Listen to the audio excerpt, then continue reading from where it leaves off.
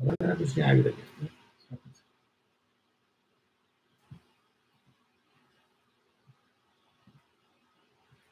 शुरू करें।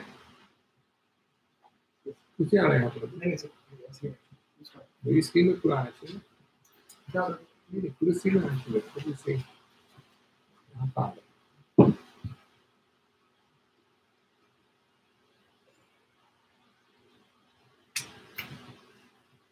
शुरू करें। कुछ बताएंगे मेरे को शुरू करने के लिए? बोलिए। अच्छा,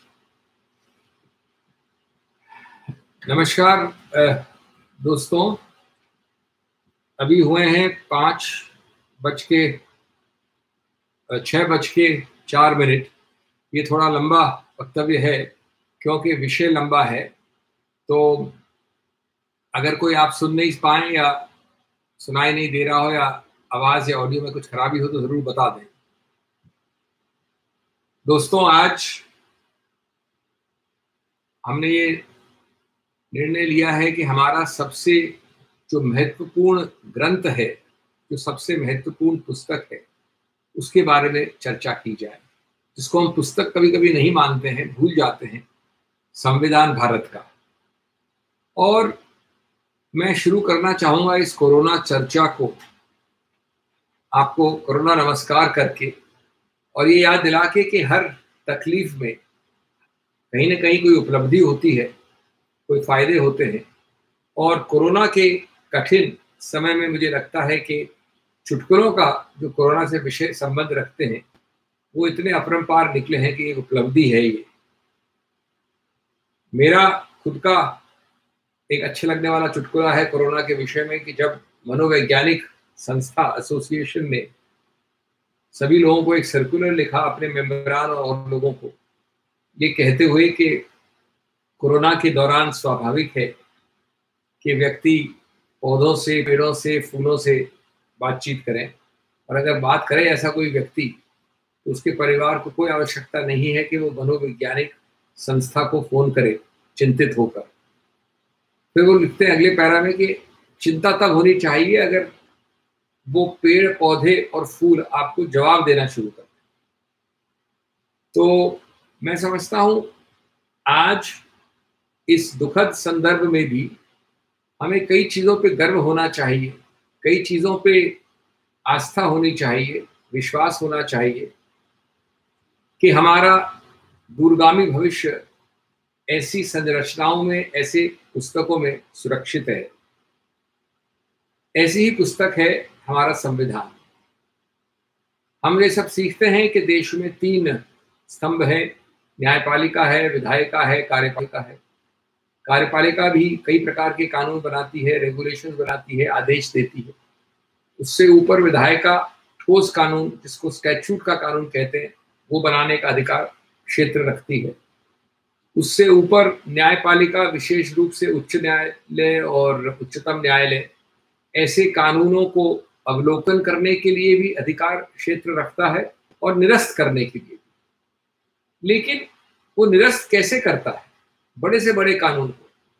वो और तीनों स्तंभ हमारे उस चीज के लिए देखते हैं एक पुस्तक की तरफ, जिसमें ये अधिकार क्षेत्र है कि उसकी कसौटी पे, उसके शब्दों को देखकर, उसकी आत्मा को देखकर, उसकी अस्मिता को समझकर ये निर्णय लेना पड़ता है, कभी न्यायपालिका को और कभी कभी विधायिका और कार्यपालिका को, क्या ये चीज सही है, क्या ये हमारा कानून भी, विधायिका वाला कानून भी असंवैधानिक है। इसलिए ये सर्वोच्च स्थान पे है हमारे देश में।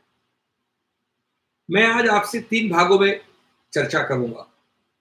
पहला भाग कि किस प्रकार से लेट अंत में 19वीं शताब्दी से लेकर लगभग 1945-1946 तक महत्वाकांक्षाएं थी भारतीय जनता जनार्दन की। कॉलोनियल समय में ब्रिटेन के शासन के वक्त मांगे थी, संवैधानिक रूप से कितनी मिली, क्या ढांचा था वो मिलने का, यानी लगभग 1880 के बाद से 1946 तक। दूसरा भाग है वो महत्वपूर्ण समय जब हमारी संविधान सभा बैठी लगभग 3 वर्ष के लिए, 46 से 49, एक अजूबा था विश्व का कि ऐसी कठिनाइयों में 3 वर्ष कौन बैठे, कैसे किया काम, कैसे संरचना की उन्होंने इस पुस्तक की। ये दूसरा भाग होगा मेरा। और तीसरा भाग कि किस प्रकार से संविधान के कुछ महत्वपूर्ण अंग जिस पे हम चर्चा करेंगे। आप मेरी बात से ही समझ गए होंगे कि एक अथाह सागर है, इतना बड़ा महासागर है कि इसका एक हिस्सा, अगर मैं एक हिस्सा लूं, भाग 3 मानव अधिकार वाला हिस्सा संविधान, तो उसमें एक पूरा सेमेस्टर हो सकता है। अगर मैं एक प्रावधान लूं अनुच्छेद 14 बराबरी वाला, तो उसमें 2 सेमेस्टर हो सकते हैं। तो जाहिर है कि जब मैं आपको इतनी बड़ी चीज को कहूंगा, इतने बड़े एक क्षेत्र को कवर करने का प्रयत्न करूंगा, तो मैं अल्प की अति करने वाला हूं, इसलिए क्षमा चाहता हूं। मैं कुछ बिंदुओं को टच करूंगा और निश्चित रूप से इसके कई अलग अलग भागों में आगे विस्तार से कभी और चर्चा की जा सकती है।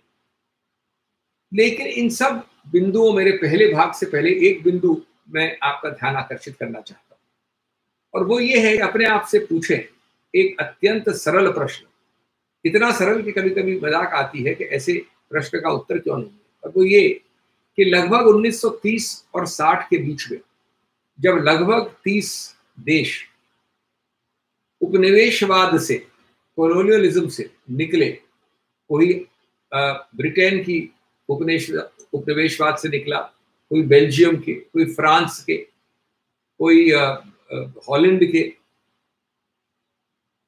कुछ अफ्रीका से निकले, कुछ दक्षिण अमेरिका में, कुछ एशिया में, कुछ दक्षिण एशिया में। तो ये प्रश्न पूछें कि इन सब 25-30 देशों में एक भारत, एक देश कैसे हो गया, सिर्फ एक, जो तब से आज तक एक जबरदस्त व्यापक लोकतंत्र और गणतंत्र बचा हुआ है। अगर आप अपनी आसपास देखें, अपना मुंह घुमाएं, अपनी गर्दन घुमाएं, तो संविधान के खंडर आपको सब जगह नजर आते हैं, चाहे वो दक्षिण एशिया में हमारे पड़ोसी हों, चाहे वो अफ्रीका का पूरा द्वीप हो, चाहे वो एशिया, पूर्व एशिया, पश्चिम एशिया के कई भाग हों, सिर्फ, और बल्कि मैं तो कहूंगा पूर्व यूरोप के भी, सिर्फ यूरोप, पश्चिम यूरोप और अमेरिका, उत्तर अमेरिका के कुछ हिस्सों छोड़ दें, तो जो देश उपनिवेशवाद से निकले उनमें से एक भी लोकतंत्र नहीं बचा। सिर्फ भारत एक अपवाद है, एक जबरदस्त एक कहानी है। और इस प्रश्न का उत्तर क्या हो सकता है कि कैसे, क्यों, क्या कारण है, मेरे पास कोई उत्तर नहीं। एक उत्तर तो बड़ा सरल हो सकता है कि हमारी किस्मत अच्छी थी, जिसे गुड लक कहते हैं। लेकिन एक दूसरा उत्तर मैंने प्रयत्न किया कि शायद हमारी ये किस्मत रही कि अनुक्रमण सही निकला, सीक्वेंसिंग सही निकली। गांधी पहले, नेहरू बाद में। गांधी से बेहतर कोई आजादी दिलाने वाला व्यक्ति मैं नहीं समझता कि 19वीं और 20वीं शताब्दी में सोच सकते हैं। पूरी शताब्दी में शायद हम कई शताब्दियों में नहीं सोच सकते। एक ऐसा व्यक्ति जिसके अंदर वो आंदोलनात्मक शक्ति थी, एक अहिंसा का अणुबंब था, जिससे वो आंदोलन करके अभियान से हमको आजादी दिला पाए, लगभग 50 वर्ष में, बल्कि उससे कम में। मैं नहीं समझता कि नेहरू अपने आप में क्षमता रखते थे ये करने की, गांधी नहीं होते। और उसके बाद हमारा सौभाग्य रहा कि हमारे पहले प्रधानमंत्री नेहरू थे।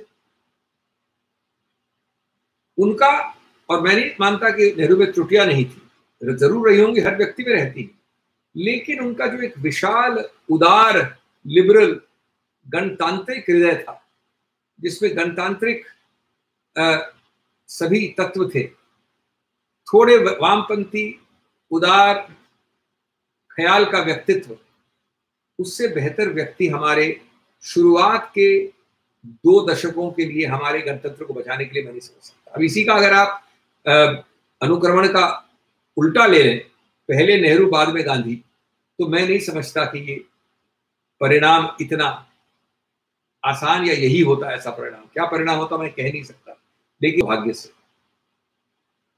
तो दोस्तों, अब अगर पहले भाग पे चलें, यानी किस प्रकार से संविधान ढांचों की, सिद्धांतों की, प्रावधानों की आकांक्षा, महत्वाकांक्षाएं बढ़ी भारत की जनता में, ब्रिटेन के राज्य में।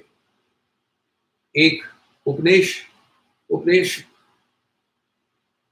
के समय में जब इतने और देश थे, तब भारत में बहुत मंद भावनाएं थी, बहुत कम अपेक्षाएं थी। 1885 में एक स्कॉटलैंड के व्यक्ति एलन ऑक्टेवियो ह्यूम ने एक भारतीय राष्ट्रीय संघ बनाया। जैसा मैंने कहा, उनकी आकांक्षाएं कम थी कि किस प्रकार से भारतीय लोगों को कुछ और हिस्सेदारी मिले अपने निर्णय लेने में। और उसी वर्ष के अंत में दिसंबर में उन्होंने एक प्रकार से उसको परिवर्तित कर दिया, जो अब इंडियन नेशनल कांग्रेस जानी जाती है। कांग्रेस पार्टी का प्रादुर्भाव हुआ, जन्म हुआ। ज्यादातर मांगे उस पर प्रशासनिक थी। कुछ मुख्य रूप से ये थी कि जो समितियां जिसके अंतर्गत ब्रिटेन चलाता था शासन अपना, उसमें भारतीयों की ज्यादा विद्यमान हो, भारतीय ज्यादा संख्या में, और अधिकार क्षेत्र उनका बढ़े। इसके बाद के जो फेज थे, और ये लगभग मैं समझता हूं 85 से 1915 तक ऐसे कई संकल्प, रेजोल्यूशन पास हुए, मांगे हुई।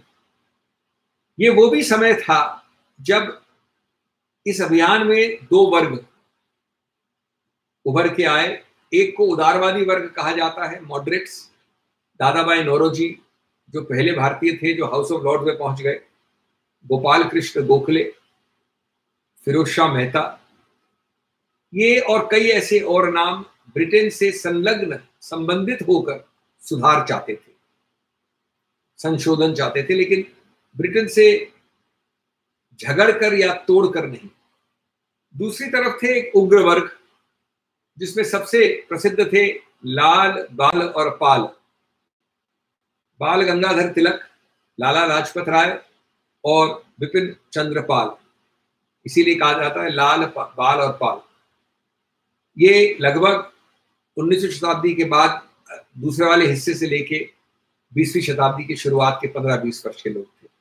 ये मानते थे, उग्रवादी माने जाते थे इसी धारा में, और सभी का समावेश था इस कांग्रेस की धारा में।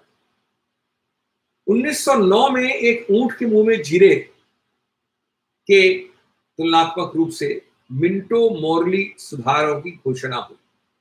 मिंटो मॉर्ली नाम है उन ब्रिटिश प्रशासकों का जिन्होंने बहुत कम, थोड़ा बहुत सुधार दिया, हक दिए, लेकिन साथ साथ जिसको हम कहते हैं कि फूट डालो और शासन करो, डिवाइड एंड रूल वाली नीति, वो सीधे रूप से बहुत ही बेशर्मी से लाए। और इन्होंने शुरू ये भी किया कि मुसलमान हिंदुओं को आरक्षण द्वारा अलग अलग सीट दी जाए, इत्यादि इत्यादि। ये शुरुआत थी, बहुत कम था। और रोचक बात यह है कि जिन्ना उस वक्त जो मुख्य धारा में थे कांग्रेस से, उन्होंने विरोध किया कि अलग अलग आरक्षण, मुसलमान और हिंदू को अलग अलग सीट इत्यादि। लेकिन वो मुश्किल का समय था, क्योंकि 1905 में बंगाल का विभाजन हुआ, 1905 में निर्णय लिया गया कि कलकत्ता से दिल्ली राजधानी आ जाएगी, इत्यादि। इस उथल पुथल में अगला संवैधानिक रूप से मिंटो मॉर्ली रिफॉर्म जिसको कहते हैं 1909 का, उसके बाद दूसरा हुआ 1919 में पहुंच गया। 1919 में जो मिनिस्टर हुआ करता था ब्रिटेन में भारत से इंचार्ज, मॉन्टेग्यू, और जो चेम्सफोर्ड हुआ करता था नया गवर्नर जनरल, वाइस रॉय यहाँ के, उनका मॉन्टेग्यू चेम्सफोर्ड रिफॉर्म्स करके 1919 में प्रस्ताव आए, जिसमें आप देख रहे हैं थोड़े थोड़े तत्व आज के संविधान के। उसमें उन्होंने केंद्र की एक विधायिका सी रखी, 2 हाउसेस रखे, अपर हाउस जिसमें कि टोटल 60 लोग होंगे, 35 चुनावित और 25 गवर्नर जनरल मनोनीत करेंगे। लोअर हाउस होगा 144 का, उसमें भी 100 लगभग चुनावित और बाकी 40 मनोनीत किए हुए। उन्होंने ये केंद्र की सूची और प्रादेशिक सूची, 2 सूचियों का आइडिया आया 1919 में। ये अधिकार क्षेत्र हैं केंद्र के, ये हैं प्रदेशों के, और करीब करीब अधिकतर सभी महत्वपूर्ण अधिकार क्षेत्र केंद्र की सूची में डाले गए। और वो तीसरी चीज जो लाए, गलत चीज, वो द्विशासन लाए। प्रादेशिक सूची में द्विशासन, एक तो ज्यादा महत्वपूर्ण अधिकार क्षेत्र केंद्र की सूची में, वैसे ही प्रादेशिक सूची में कम। और प्रादेशिक सूची के अंदर भी गवर्नर, जो आज के मुख्यमंत्री को उस वक्त गवर्नर कहा जाता था, ज्यादातर महत्वपूर्ण विषय उनके अधिकार क्षेत्र में रखे, आरक्षित रिजर्व्ड पावर्स, और जो दिए हुए पावर्स थे ट्रांसफर्ड अधिकार क्षेत्र, वो आम चीजें थी, स्वास्थ्य, शिक्षा। लेकिन जैसे पुलिस, जमीन, जमीन से उपजाऊ जो वाणिज्य है, ये सब उन्होंने रखा आरक्षित गवर्नर, यानी जो केंद्र का नुमाइंदा होता था। तो इसलिए एक प्रदेश में द्विराज्य हो गया, डायरकी ऑफ पावर कहते थे, जिसका विरोध बहुत किया गया, बंगाल में भी बहुत विरोध हुआ। खैर, गांधी जी आ गए थे पूरे रूप से भारत में, पहले ही आ गए थे, लेकिन 1915 तक काफी वो स्थापित हो गए थे। 1909-10 से ही काफी सक्रिय थे और उन्होंने विरोध किया इस सब चीजों का। 1919 में जो न्यूनतम अधिकार मिले मॉन्टेग्यू चेम्सफोर्ड रिफॉर्म्स में, उसका भी उन्होंने विरोध किया। और अंत में 1929 में 1929 में वो राउंड टेबल के लिए गए, कॉन्फ्रेंस के लिए, जहां वो बड़ा प्रसिद्ध वाक्य चर्चिल ने उनके लिए इस्तेमाल किया, हाफ नेकेड फकीर। वो पूरा जो पैराग्राफ है वो बड़ा और भी रोचक है, लेकिन मेरे पास समय नहीं वो पढ़ने का। उसी में से वो वाक्य निकला, हाफ नेकेड फकीर। खैर, इस सब के दौरान एक महत्वपूर्ण चीज हुई। 1929 के कांग्रेस अधिवेशन में नेहरू की अध्यक्षता में पूर्ण स्वराज की पहली बार घोषणा की गई। इससे पहले पूर्ण स्वराज की घोषणा कभी नहीं की गई थी। ये महत्वपूर्ण दिवस है और उन्होंने एक तारीख निश्चित की, सुनिश्चित की पूर्ण स्वराज के लिए, और वो तारीख थी 1929 में 26 जनवरी 1930 की। ये 26 जनवरी जो हमारी आई है गणतंत्र की तारीख, ये यहां से आई है।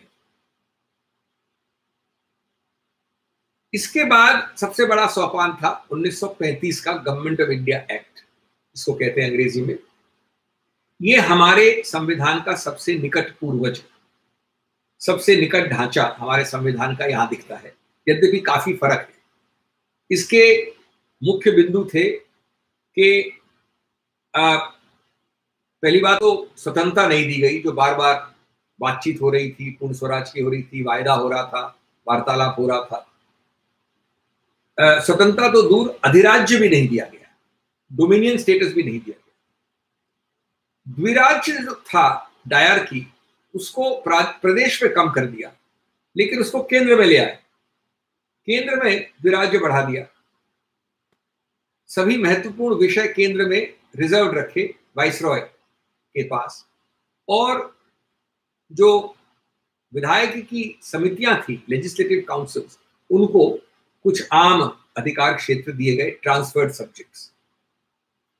इस ढांचे में जो हमारे राजसी प्रदेश थे, प्रिंसली स्टेट्स, वो शामिल नहीं थे।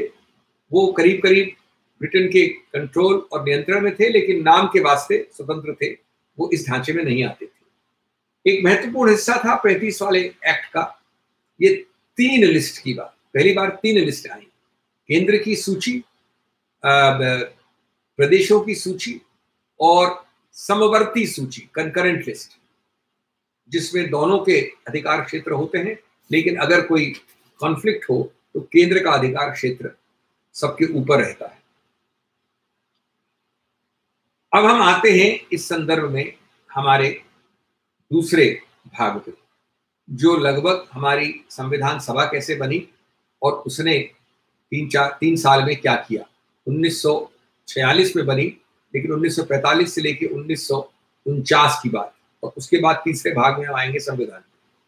ये दूसरे भाग में संविधान सभा की बात, कॉन्स्टिट्यूएंट असेंबली जिसे हम कहते हैं, पहली बार हुई एमएन रॉय ने की बात 1934 में, और उसके बाद ये बहुत बात आग पकड़ी।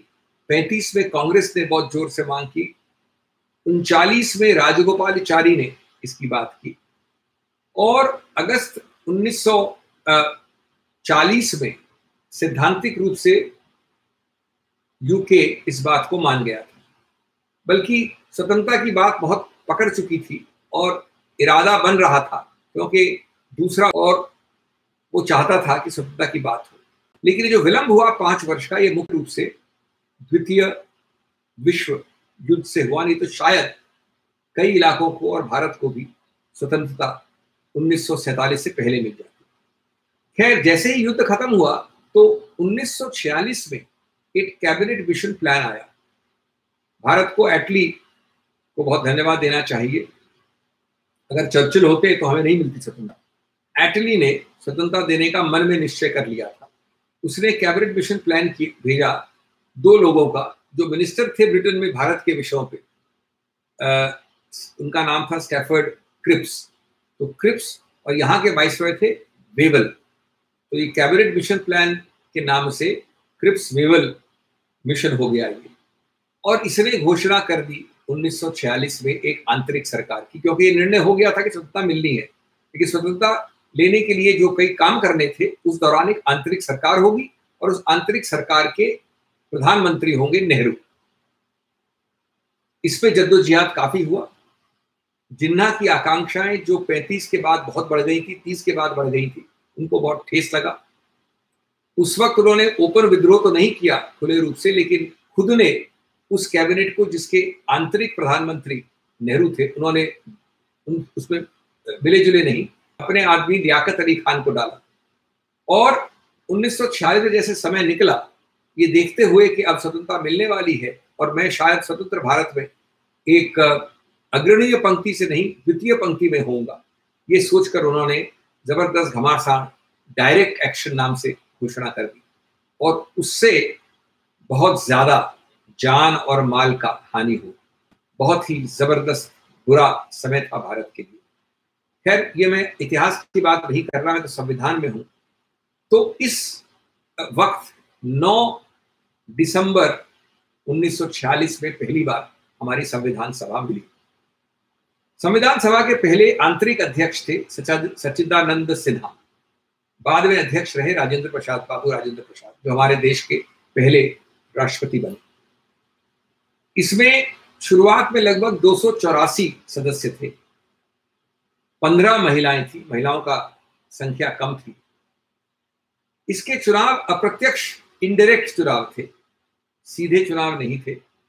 जो प्रादेशिक सभाएं थी, लेजिस्लेटिव काउंसिल्स थी प्रदेश के स्तर पे, उन्होंने सदस्यों को चुना और वो सदस्य जाके बैठे हमारे संविधान सभा में, कॉन्स्टिट्यूएंट असेंबली में।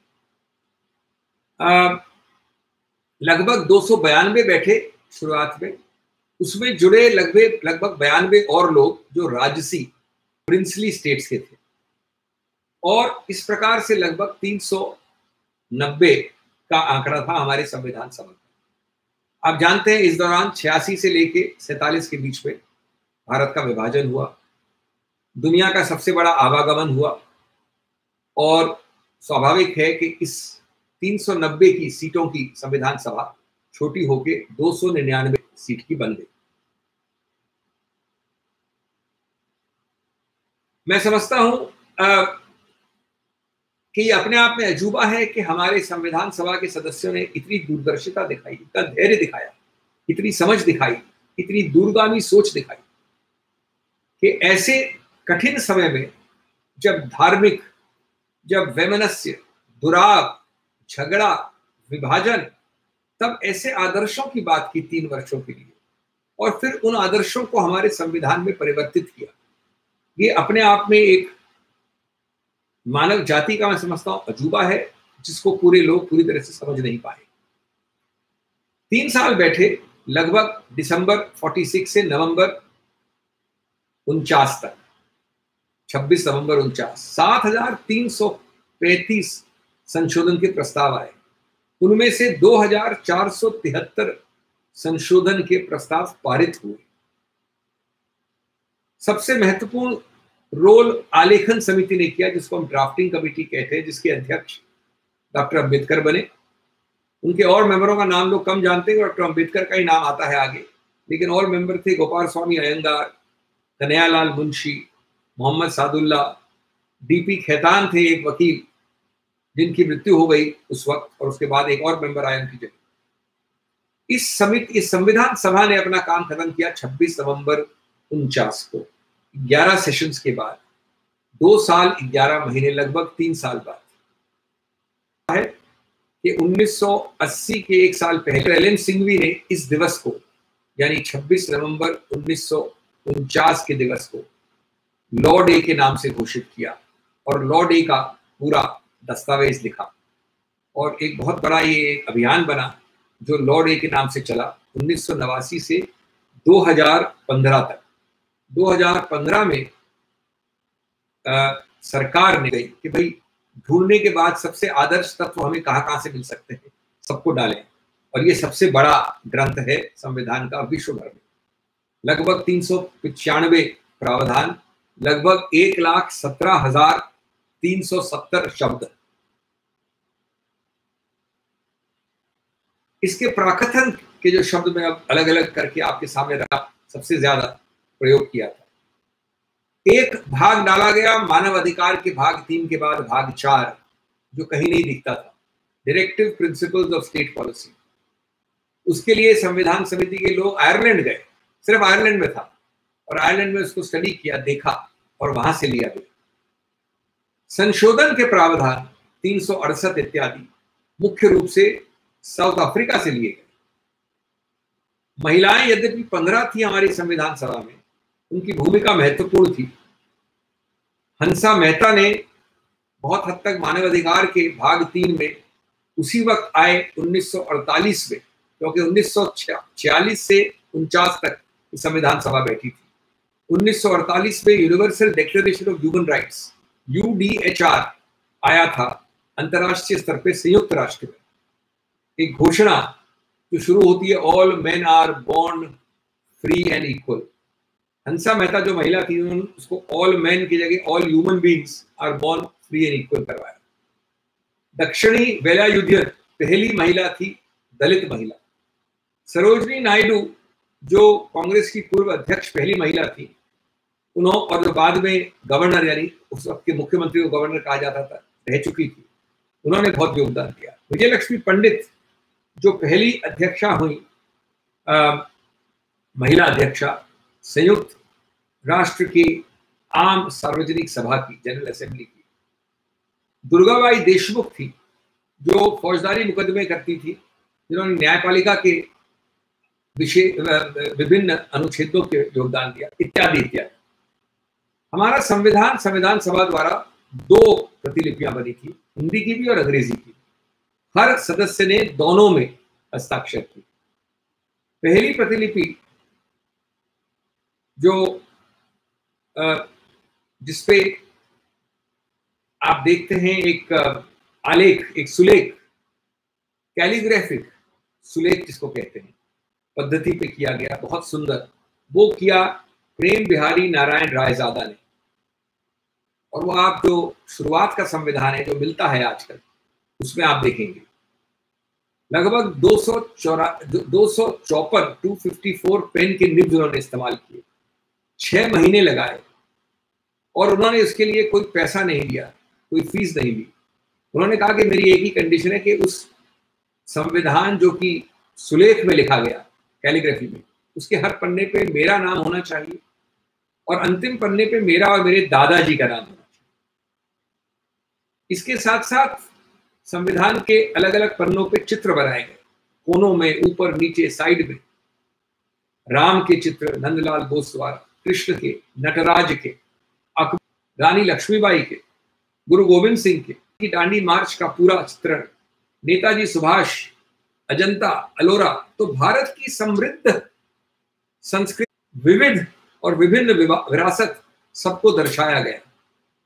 और अंत में हस्ताक्षर किए गए, तो सबसे पहले वैसे किया नेहरू जी ने, लेकिन बाद में अंत में उनसे ऊपर किया हस्ताक्षर राजेंद्र बाबू ने, और उसके बाद कई लोगों ने किया। और यद्यपि यह तैयार हो गया 26 नवंबर 1949 में, तो भी इसको संविधान बनाया गया, लागू किया गया, कानून बनाया गया 26 जनवरी 1950 में, यानी 2 महीने बाद। क्यों? आपको याद है कि 1929 में कांग्रेस ने घोषणा की थी पूर्ण स्वराज की, और पूर्ण स्वराज की तारीख निश्चित की थी 26 जनवरी 1930। और इसी प्रकार से हमारा ये संविधान 26 जनवरी 1950 में जन्मा कानून के रूप में, और तब से इसका पहला संशोधन हुआ 1951 में, और 104 नंबर वाला संशोधन यानी 104th संशोधन 25 जनवरी 2020 में हुआ। तो ये हुआ मेरी दूसरे भाग की कहानी, यानी कहानी हमारे संविधान के बनने की, संविधान सभा की। अब हम आते हैं तीसरे भाग पे, जो है हमारा संविधान, उसके शब्द, उसकी अस्मिता, उसकी आत्मा, उसकी सोच, उसकी व्यापकता।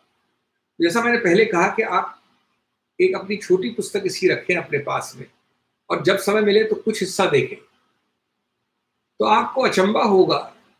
आपको अपने आप को रिवाइंड करके डालना पड़ेगा 1950 में, 1946 में, 1947 में, 49 में, कि कितना आवागमन हो रहा था, कितनी मार काट हो रही थी, कितना विभाजन था, कितना खतरा था, कितना भय था, कितनी गरीबी थी, कितना वैमनस्य था, कितना अविश्वास था। और उस दौरान इतने लोग बैठे 3 वर्ष तक शांतिपूर्वक, और ऐसे ऐसे आदर्शों को बिना झगड़े के उन्होंने सहमति बना के कार्यान्वित किया। एक संविधान में किसी जगह विश्व में नहीं हुआ इतने समय के लिए, और इतने समय के लिए किसी विश्व में कहीं नहीं हुआ ऐसे संकट के समय में, क्योंकि कहीं भी ऐसा विभाजन नहीं हुआ था, कहीं भी इतने करोड़ लोग इधर से उधर नहीं गए थे, कहीं भी इतने करोड़ लोगों की मृत्युएं नहीं हुई थी, क्रूरता नहीं हुई थी। सो अगर इसको अजूबा माने तो कोई इसमें, मैं समझता हूं, आश्चर्य नहीं होना चाहिए। अब प्राकथन से शुरू करते हैं, प्रियम्बल से। प्राकथन के अलग अलग शब्दों का मैं विवेचन करता हूं, क्योंकि उससे कई हिस्से संविधान के अपने आप कवर हो जाते हैं। शुरुआत का जो प्राकथन का हिस्सा है वो कहता है, संपूर्ण प्रभुत्व संपन्न लोकतांत्रिक गणराज्य, सॉवरन डेमोक्रेटिक रिपब्लिक। संपन्न लोकतांत्रिक गणराज्य, यही शब्द थे 1950 में। बाद में इसमें 2 शब्द जोड़ दिए गए 1977 में, 1977 में, संपूर्ण प्रभुत्व संपन्न समाजवादी धर्मनिरपेक्ष लोकतांत्रिक गणराज्य। अब समाजवाद पे कुछ विवाद हुआ कि क्यों डाला ये।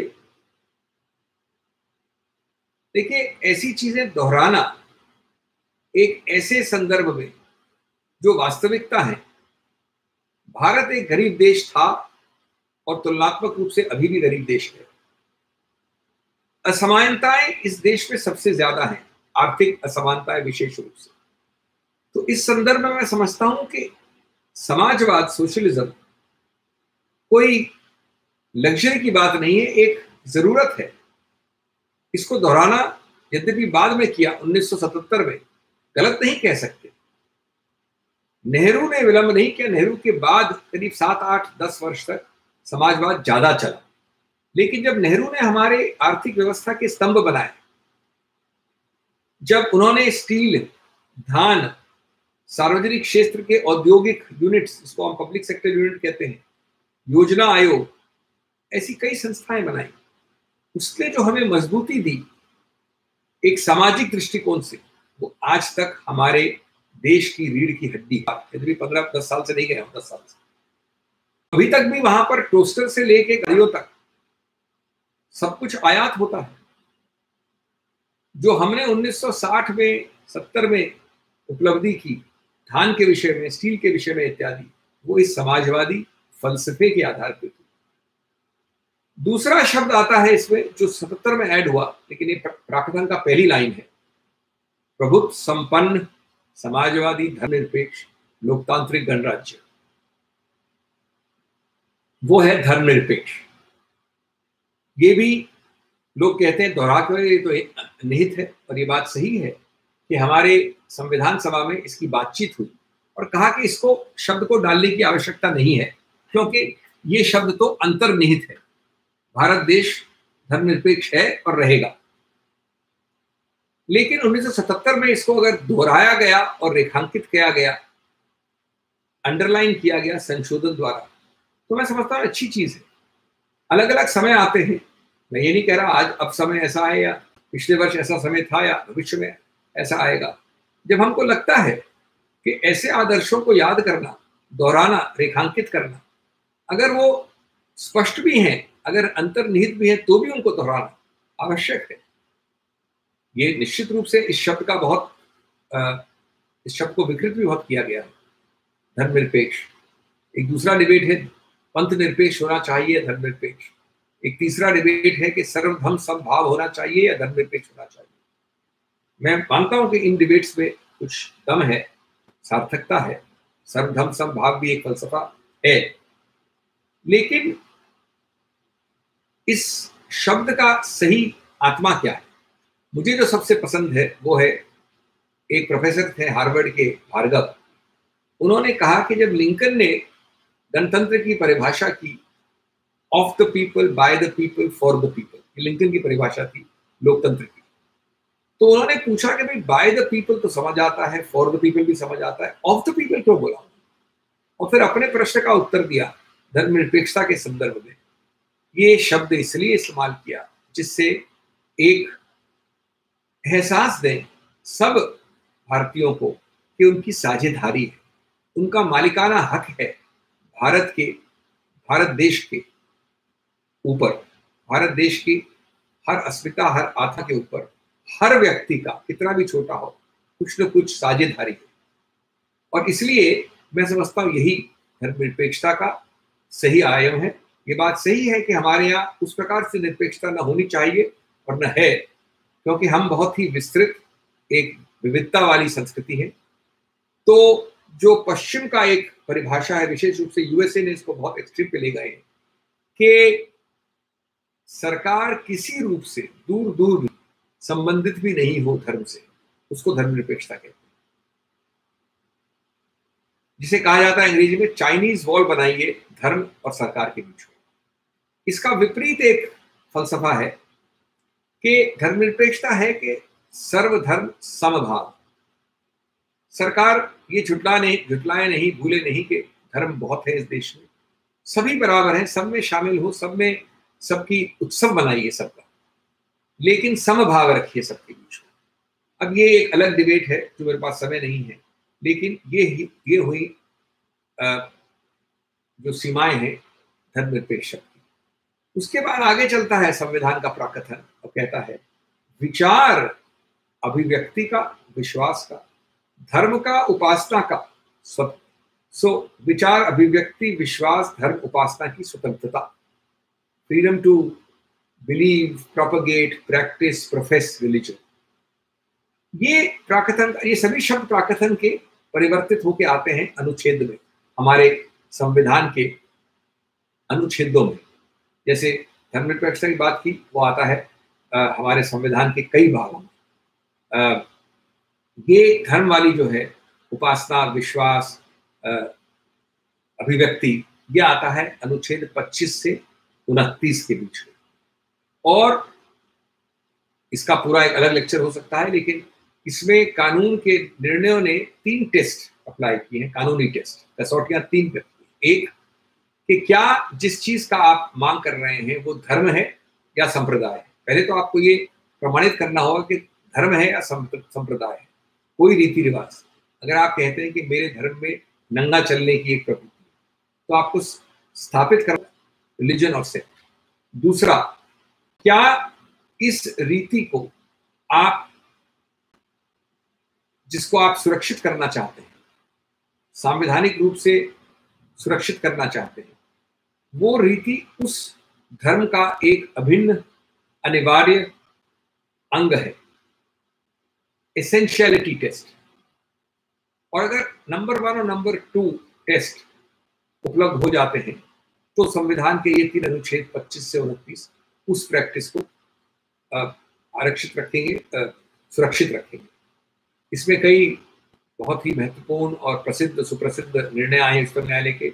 1954 में शिरूर मठ से शुरू हुई थी ये श्रृंखला, जस्टिस बी के मुखर्जी का निर्णय 1954 में, और फिर आते रहे पानाचंद, जैन वगैरह वगैरह, पारसी धर्म के विषय में, जैन धर्म के विषय में, शिरूर मठ हिंदू धर्म के विषय में। बीच में इसको समझाने के लिए, समझने के लिए आनंद मार्ग का निर्णय आया, जिसमें आनंद मार्गी ने कहा कि हमारे को अनुमति देनी चाहिए कि हम तांडव नृत्य करें वर्ष में एक दिवस पे, क्योंकि आनंद मार्ग नंबर 1 हिंदू धर्म है और आनंद मार्ग का एक अभिन्न रीति है कि हमको तांडव नृत्य करना है सड़क पे। और तांडव नृत्य की एक अभिन्न रीति है कि उस दौरान हम त्रिशूल लेके चले। तो पुलिस कमिश्नर ने उनको प्रतिबंधित कर दिया कि मैं ऐसा नहीं कर सकता, ये कानून व्यवस्था के विरुद्ध है। तो उसका चुनौती दी गई। तो कोर्ट ने कहा कि पहली बार तो हम कहते हैं कि भाई आनंद मार्ग नाम की कोई धर्म नहीं कह सकते, हिंदू धर्म है, आनंद मार्ग कोई धर्म नहीं है, न संप्रदाय। दूसरा, अगर हम ये मान भी लें कि ये संप्रदाय है जो हम नहीं मान रहे हैं, तो एक तांडव नृत्य करना वर्ष में एक बार त्रिशूल के साथ, ये ऐसे कोई भी संप्रदाय का अभिन्न हिस्सा आपने प्रमाणित नहीं किया है। एसेंशियलिटी टेस्ट में आप असफल रहे। फिर ये मैं पुराने बता रहा हूं आपको, उस श्रृंखला का अभी प्रादुर्भाव जो हुआ है, सबरीमाला केस चल रहा है। मैं इस पे पहले भी अपेयर हुआ और अभी दूसरे फेज में भी अपेयर हो रहा हूं, उसमें ज्यादा नहीं कहूंगा। लेकिन इस प्रकार से कानून की कसौटियां वो देखा जाता है। एक इसमें दलील है, मैं एक पक्ष दे रहा हूं, हमारी तरफ का पक्ष, तो फिर मैं खुद इसमें एक वकील हूं। ये सही है गलत है तो उच्चतम न्यायालय निर्णय करेगा। लेकिन कार्तिकेय का 1500 जो कार्तिकेय के मंदिर है भारत में, भगवान कार्तिकेय महादेव के पुत्र के, उसमें एक ही है जिसमें कार्तिकेय के नैष्ठिक ब्रह्मचर्य की प्रवृत्ति में उसको परिलक्षित किया गया है। नैष्ठिक यानी हमेशा पेरिनियल ब्रह्मचर्य। बाकी 1499 में कार्तिक इस भाव में मुद्रा में नहीं है। तो जो वर्गीकरण किया गया, जिस कारण से हम कहते हैं कि अनुच्छेद 14 का उल्लंघन नहीं हुआ, वो वर्गीकरण है महिलाओं और पुरुषों एक तरफ जो उपजाऊ नहीं है। पुरुष को भी 40 दिन का बहुत जबरदस्त रिथम करना होता है वहां जाने के लिए, जिसमें वो जिस वक्त वो कोई भी गृहस्थ आश्रम की चीजें नहीं कर सकता। उसी प्रकार से एक नियम बनाया गया कि महिलाएं जो उपजाऊ नहीं है, 10 वर्ष से 50 वर्ष की आयु, वो एक कैटेगरी है। पुरुष हो और पुरुष और महिलाओं के बीच का वर्गीकरण नहीं है। वे पुरुष और वे महिलाएं जो इस रूप से गृहस्थ नहीं है, वर्सेस वो महिलाएं और वो पुरुष जो गृहस्थ हैं या जो उपजाऊ हैं। इस वर्गीकरण की संवैधानिकता पर उच्चतम न्यायालय अभी विचार करने वाला है। फिर आगे चलते प्राकथन का अगला लाइन है, प्रतिष्ठा एवं अवसर की समता, equality of status, of dignity, of opportunity, बराबरी वाला प्राकथन। सीधा संबंध है इसका। सबसे महत्वपूर्ण हमारा मानवाधिकार भाग 3 का अनुच्छेद 14, बराबरी वाला अनुच्छेद। इस बराबरी वाले में शुरुआत में सीमित था, हमारे उच्चतम न्यायालय के कई निर्णयों ने इसके आयाम और इसके सीमाएं बहुत बढ़ा दी। 14 के 2 आयाम माने जाते हैं। एक तो आर्बिट्रेरीनेस, मनमानी नहीं करना, जो पहले नहीं था आयाम, और दूसरा आयाम जो शुरुआत से था वो था वर्गीकरण। आप ए और बी के बीच में दुभांत या वर्गीकरण नहीं कर सकते, लेकिन हाँ आप वर्गीकरण कर सकते हैं अगर वर्गीकरण का आधार सीधा संबंध रखता है उचित, किसी उचित उद्देश्य को हासिल करने का वर्गीकरण कर सकते हैं। तो ये 2 टेस्ट हैं इस समता वाले टेस्ट के। उसके बाद अनुच्छेद 15 से 17 इसी समता, बराबरी, इक्वालिटी वाले प्रावधानों की प्रादुर्भाव है। 15 है कि आप के बीच में भेदभाव नहीं हो सकता, समता रखनी पड़ेगी, धार्मिक आधार पर, जाति के आधार पर, लिंग के आधार पर, जन्म स्थान के आधार पर। तो साथ ही इमीडिएटली हमारे संविधान में हमेशा ऐसा, कोई भी हक एब्सोल्यूट नहीं है, पूर्ण नहीं है। हर हक दिया है पूर्ण रूप से, और उसके तुरंत बाद उसके अपवाद दिए हैं, जिसको हम रीजनेबल रिस्ट्रिक्शन कहते हैं, उचित सीमाएं और प्रतिबंध। तो इसका अपवाद उसी अगले लाइन में दिया गया है कि इसका मतलब ये नहीं है कि क्या आप गैर बराबरी नहीं कर सकते। इस सिद्धांत का मतलब ये नहीं है कि आप महिला और बच्चों के लिए विशेष कानून नहीं बना सकते। इसका मतलब ये नहीं कि आप अनुसूचित जाति और जनजाति के लिए, SC STs के लिए विशेष कानून नहीं बना सकते। शिक्षा के विषय में पिछड़े वर्ग, बैकवर्ड क्लासेस के लिए आप कानून बना सकते हैं। ये आ जाते हैं अपवाद। फिर आप जाते हैं 16, ये वही समता बराबरी का जो तक है, लेकिन रोजगार, एम्प्लॉयमेंट के विषय से।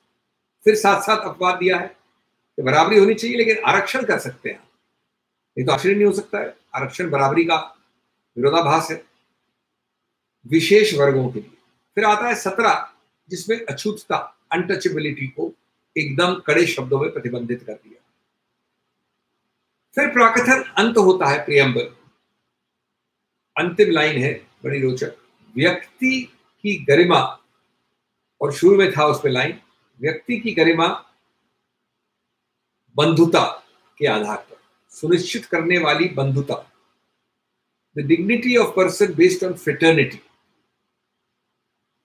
उसके बाद इसमें 1977 में जोड़ा गया और अब ये पढ़ा जाता है, व्यक्ति की गरिमा, राष्ट्र की एकता और अखंडता सुनिश्चित करने वाली बंधुता।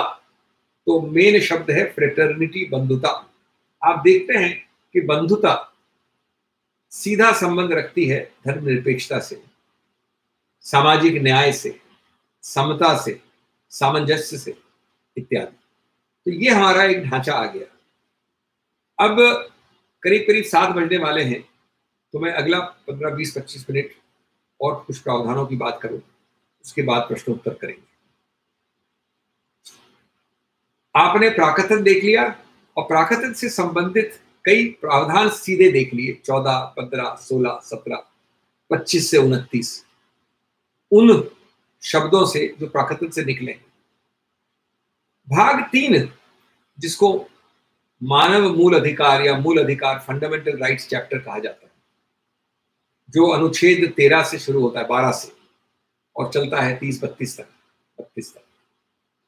उसमें आ जाता है सबसे महत्वपूर्ण 19, अनुच्छेद 19, और 25 से 29 मैंने बताया आपको धर्म के विषय में, जो मैंने कवर कर लिया।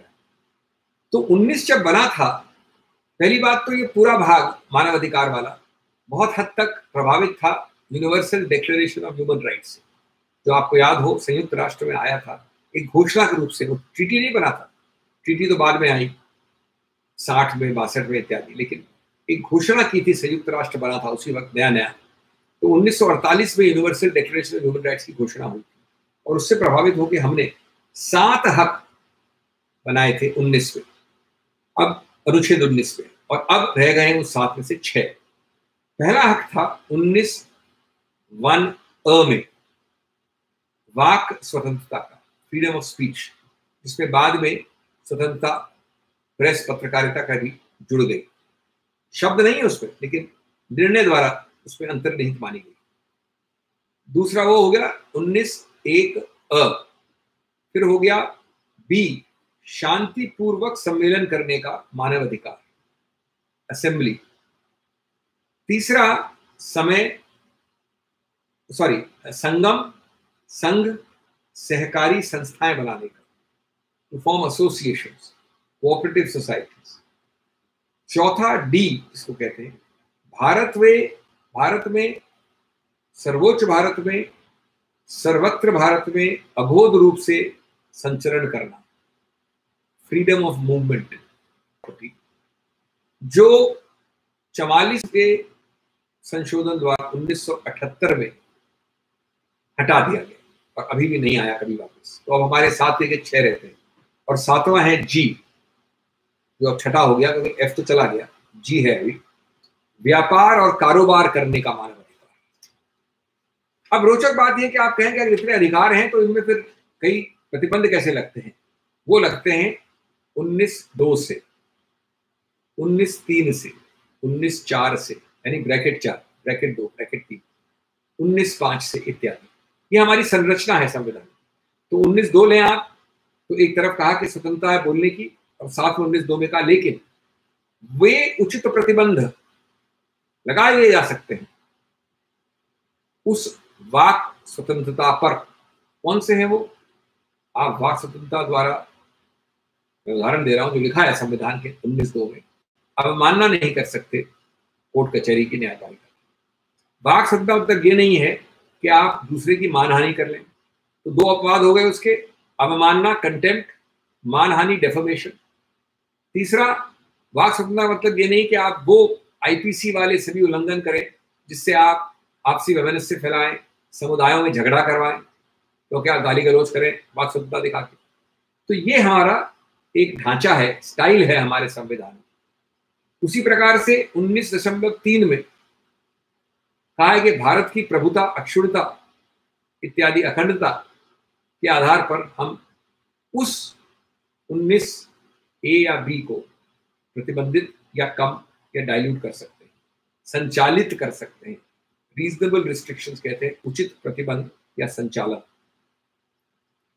तो ये हुआ हमारे भाग 3 की बात, प्राक्तन की हो गई, भाग 3 की हो गई। अब एक तीसरा बिंदु है संविधान में, जैसा मैंने कहा कि कथा है, मैं तो कुछ बिंदु से उठा रहा हूं, इसको मैं समझता हूं आपको रोचक लगेंगे। संघीय ढांचा की, इतना बड़ा देश है, इतने प्रदेश हैं, इतने मुख्यमंत्री हैं, इतने प्रादेशिक पार्टियां हैं, इतने अलग अलग सरकारें हैं, इतनी गठबंधन है, तो सीधा बात है कि हमारा देश है तो सही संघीय ढांचे का। लेकिन ये रोचक कहानी है। देखिए, पहली बात तो संघीय ढांचा, जिसको फेडरलिज्म कहते हैं, अत्यंत महत्वपूर्ण चीज होती है, क्योंकि कई ऐसी आकांक्षाएं, कई ऐसी मांगे, कई ऐसी अपेक्षाएं जो असंतोष पैदा करती हैं, गुस्सा पैदा करती हैं, झगड़ा पैदा करती हैं, वैमनस्य भी पैदा कर सकती हैं। अगर वो संघीय ढांचा होने से वो प्रादेशिक स्तर पे प्रादुर्भाव होकर प्रादेशिक स्तर पे ही सेटल हो जाती हैं, प्रादेशिक स्तर तक ही सीमित रह जाती है, नहीं तो वो केंद्र पे आके एक बम की तरह फटती। अब आप पहली बात तो शुरू करें इसमें ये सोचकर कि 1950 के पहले, यानी 46 से 50 में, आप सोचिए कि हमारे निर्माताओं को कितना भय रहा होगा कि ये देश तो साथ रहेगा ही नहीं, ये देश तो टूट जाएगा, बिखर जाएगा, विभाजित हो जाएगा, सैकड़ों लोग जा रहे हैं, झगड़े हो रहे हैं, धर्म इतने हैं, रीतियां रिवाज इतने हैं। तो उन्होंने संरचना अपने माइंड में डिस्कस सब किया, संघीय ढांचा बहुत डिस्कस किया हमारे संविधान सभा में, लेकिन फिर कहा कि हम जहां तक हो सके एक अमली ढांचा रखेंगे, यूनिटरी सिस्टम, अमली ढांचा। और यूनिटरी अमली ढांचा में थोड़े थोड़े संघीय तत्व देंगे। इसलिए 5-7 वर्ष बाद एक बड़े प्रसिद्ध ऑस्ट्रेलिया के लेखक ने कहा कि ये कहते हैं कि ये संघीय देश हैं, ये वास्तव में अमली ढांचे वाले देश हैं, और मैं इसको क्वेज़ाई फेडरल कहूंगा। इस शब्द का इजाद किया उस ऑस्ट्रेलियन ने, यानी मूल रूप से अमली ढांचा जैसा कि ब्रिटेन में होता है और कुछ संघीय तत्व। एक ये भी बात याद रहनी चाहिए कि हमने बहुत स्टडी किया उस वक्त 1946 से 50 के दौरान अमेरिका के संविधान को, और हमने वो ढांचा संघीय नहीं अपनाया। क्यों? क्योंकि आपको याद होना चाहिए कि वो सही रूप का पूरा संघ है, 100% संघ है। क्यों है अमेरिका? क्योंकि वहां कई ऐसे प्रदेश हैं, आज जो 50 प्रदेशों में 10-12 ऐसे प्रदेश हैं जो स्वतंत्र देश थे, अपने आप में अलग देश था। लुइसियाना एक अलग देश थे, कई और, टेक्सास एक अलग देश था। इन सब देशों ने अपने अधिकार क्षेत्रों की क्षति करके कहा कि हम अमेरिका के केंद्र को शामिल हो रहे हैं, उसमें जुड़ रहे हैं। लेकिन हमारे जुड़ने की कंडीशन है कि हम तो देश थे पहले, हम 3, 4, 5, 7, 9 अधिकार क्षेत्र आपको देंगे, लेकिन बाकी 90 अधिकार क्षेत्र हम अपने पास रखेंगे, राष्ट्रीय सुरक्षा इत्यादि इत्यादि हम अमेरिका के जो केंद्र है उसको देते हैं। लेकिन आज वहां तक अमेरिका में तो यह हालत है कि हर नागरिक के ऊपर 2 प्रकार के न्यायपालिकाएं भी काम करती हैं। अधिकतर सब चीजें प्रदेश की नीचे वाली, निचली वाली न्यायालय, प्रदेश की मध्यम वाली न्यायालय और प्रदेश का उच्चतम न्यायालय, और सिर्फ संघीय केंद्र वाले प्रश्नों में, जो कि सीमित सूची है, उसमें जो फेडरल केंद्र वाले न्यायपालिका है वो मुद्दे जाते हैं। इसको आप कहते हैं केंद्र वाला डिस्ट्रिक्ट कोर्ट, केंद्र वाला कोर्ट ऑफ अपील और केंद्र वाला उच्चतम न्यायालय, यूएस सुप्रीम कोर्ट। तो ये फर्क था, हमने ये ढांचा नहीं लिया, और इसका विशेष आपको सीधा परिलक्षण मिल जाएगा हमारे संविधान सभा में कि लोगों को भय था सही रूप से भय था निर्माताओं को कि उसको ज्यादा अगर संघीय बनाएंगे तो बिखर जाए। और आप इसको देखते हैं कि मूल रूप से अमली ढांचा और कुछ फेडरल संघीय तत्व कई उदाहरण में। एक उदाहरण है कि हमने 356 रखा। ये ऐसा प्रावधान है जिसके अंतर्गत केंद्र किसी भी प्रदेश के शासन को ले सकता है। तो ये संघीय ढांचे का विरोधाभास हुआ कि नहीं? दूसरा, तीन सूची बनाई, दो नहीं बनाई। एक केंद्र की सूची और दूसरी प्रदेश की सूची हो सकती थी, लिस्ट 2। हमने तीसरी बनाई समवर्ती सूची, कंकरेंट लिस्ट, जिसमें बढ़ते बढ़ते 50 के लगभग विषय हैं। और इनमें दोनों कानून बना सकते हैं, प्रदेश भी और केंद्र भी। लेकिन अगर चाहे तो केंद्र का कानून इस समवर्ती वाली सूची में सर्वोपरि होगा। सिर्फ लिस्ट सूची 2 नंबर, लिस्ट 2 में सर्वोपरि होगा प्रदेश का कानून उन विषयों पे जो लिस्ट 2 में है। नहीं तो केंद्र की नंबर 1 सूची में और नंबर 3 सूची में सर्वोपरि केंद्र होता है। तीसरा उदाहरण कि ये क्यों अमली ढांचा था, संघीय ढांचा नहीं था, वो है आपातकाल के प्रावधान 352 से लेकर 360। कई ऐसे प्रावधान हैं जिसमें प्रदेश के करीब करीब सभी अधिकार क्षेत्र आपातकाल में आप ले सकते हैं। चौथा उदाहरण 249 अनुच्छेद नंबर। इसमें संसद के राज्यसभा में अगर पारित हो एक संकल्प, रेजोल्यूशन, तो राष्ट्र हित में कोई भी कानून पास कर सकता है केंद्र, यद्यपि वो सूची नंबर 2 का भी हो। इसका एक उदाहरण है जीएसटी। जब जीएसटी हुआ तो ऐसा ही एक संकल्प पारित किया गया राज्यसभा में। उसके आधार पर ये कानून जो जीएसटी का बना है, इसमें बहुत सारे प्रदेश की सूची के विषय हैं, और अगर इसमें ये 249 का प्रयोग नहीं होता तो ये कानून असंवैधानिक होता। और अंतिम उदाहरण है अमली ढांचे का 253 कि अंतर्राष्ट्रीय अगर कोई भी करारनामा है, इंटरनेशनल ट्रीटी, तो उसको कार्यान्वित करने के लिए भी प्रदेश के हकों को केंद्र कानून द्वारा पारित कर सकता है, उन अधिकार क्षेत्र पर भी जा सकता है जो प्रदेश के। लेकिन ये तो हुई हमारे निर्माताओं की संरचना या सोच। अब जो बड़ी रोचक कहानी है, जिसमें मैं 5 मिनट लूंगा, कि किस प्रकार से उस सोच के बिल्कुल विपरीत पिछले 70 वर्ष में हमारा वास्तविकता में, परिचालन में, ऑपरेशन में, प्रैक्टिस में ढांचा ज्यादा और ज्यादा संघीय बनता जा रहा है, अमली से संघीय। इसको हमने कहा है कुछ लेखकों ने अनजाने में संघीय ढांचा, अनजाना संघीय ढांचा, इनएडवर्टेंट फेडरलिज्म। और इस स्वाभाविक रूप से ये 6 कारणों से हुआ है। इसका मैं संक्षेप में विवरण कर दूं।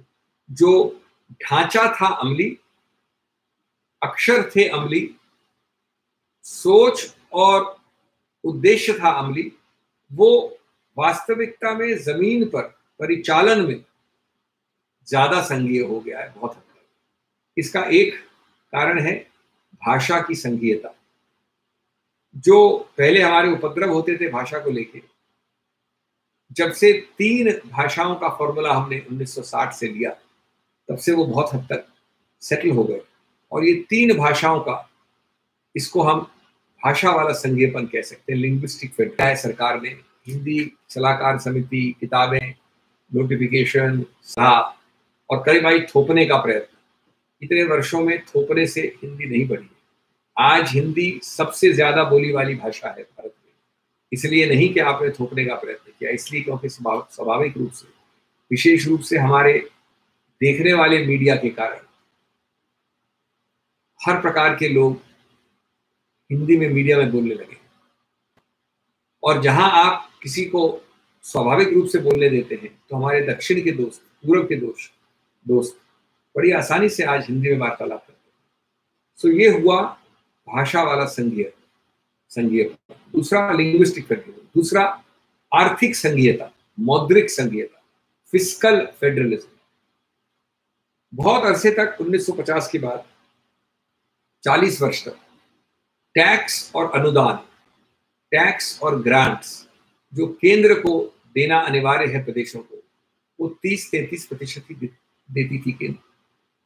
कई कारणों से, कई संशोधनों से, और अब जीएसटी भी आ गया है, जो टैक्स और अनुदान सब मिला के केंद्र अब देती है प्रदेशों को, वो हो गया है लगभग 43%, 43%, और मैं समझता हूँ कुछ समय में 45% हो जाए,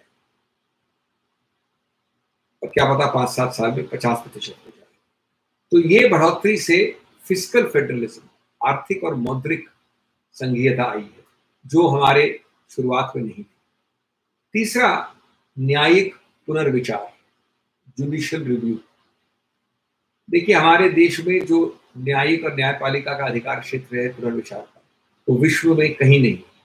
अमेरिका से सैकड़ों गुना आगे, लंदन से हजारों गुना आगे, किसी देश में ये अधिकार क्षेत्र नहीं है। हमने निर्माण किया PIL का, हमने निर्माण किया मूल ढांचे का, जिसकी मैं बात अभी करने वाला हूं। तो इसका संघीय ढांचे से क्या फर्क, इसने कैसे अनजाने में ज्यादा संघीय बनाया? ऐसे बनाया कि सबसे बड़ा संघ का विरोध था, संघीय ढांचे का विरोध था 356 का उपयोग या दुरुपयोग। 356 लगभग 100 बार इस्तेमाल किया गया 2000 के पहले, 1950 से लेकर 2000, औसतन रूप से 2 बार प्रतिवर्ष। 2000 के बाद ये प्रावधान मुश्किल से 15 बार इस्तेमाल हुआ होगा, और उन सभी केसेस में करीब करीब जो 1999 तक नहीं होता था, जो पुनर्विचार के निर्णय आने लगे, वो सिर्फ निर्णय ही नहीं आए, निरस्त ही नहीं किया, लेकिन वो बहुत जल्दी आने लगे। पहले क्या होता था, मुंबई बड़ा इसमें प्रसिद्ध सुप्रसिद्ध निर्णय है। मुंबई ने भी कर्नाटक में जो राष्ट्रपति शासन हुआ उसको निरस्त किया, लेकिन ये निरस्तता आई 3-4 साल बाद, जब तक हेगड़े सरकार शासन से हट गई, राष्ट्रपति शासन से दूसरे चुनाव हो गए। तो वो सिर्फ एक सैद्धांतिक निर्णय था, उसका जमीनी असर शून्य था। रामेश्वर आया 2002 या 2004 को, बिहार के विषय में निर्णय रामेश्वर, वो भी 2-3 वर्ष बाद आया। लेकिन उसके बाद पिछले 15 वर्षों में जो निर्णय आए हैं, और मेरा सौभाग्य है, गौरव के साथ कहता हूं कि उन हर एक में मैं शामिल था वकील के तौर पे। उत्तराखंड, कर्नाटक का पहला निर्णय जिसको आप रात वाली हियरिंग कहते हैं, कर्नाटक का दूसरा वाला, महाराष्ट्र का हाल में, झारखंड का, गोवा का, अरुणाचल का, ऐसे कई उदाहरण। इन सब में या तो राष्ट्रपति शासन को तुरंत हफ्ते, 2 हफ्ते, 3 हफ्ते में निरस्त करार किया गया।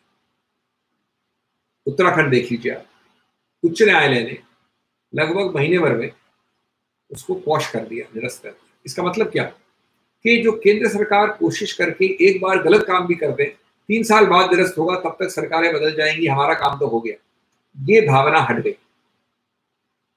या जहां फ्लोर टेस्ट का मामला था, जो कर्नाटक का उदाहरण है, वहां 2-2 दिन में, 1-1 दिन में, 3-3 दिन में फ्लोर टेस्ट करवाना शुरू कर दिया उच्चतम न्यायालय।